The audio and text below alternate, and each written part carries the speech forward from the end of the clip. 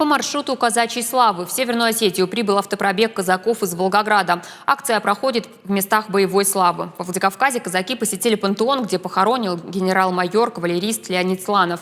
По их словам, подвиг генерала они не забудут никогда. Казаки благодарны ему за блестяще проведенную операцию по освобождению Донбасса во времена Великой Отечественной войны.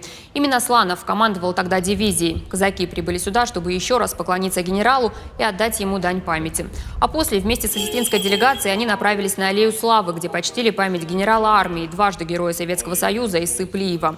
Акция «Маршрут казачьей славы» длится уже несколько дней. В этом году инициаторы намерены посетить 12 городов.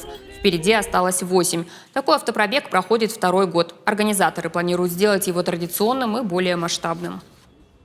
Мы прибыли сюда, чтобы еще раз поклониться подвигу, совершить по нашим и вашим традициям все ритуалы, обряды, все то, что помянуть наших прославленных дедов и за их подвиг в этой Великой Отечественной войне. Скажите, а вы впервые у нас в Осетии с такой миссией? С такой миссией впервые во Владикавказе, но мы в этом году неоднократно бывали в Моздоке. В том году мы были на 75-летие освобождения Моздока.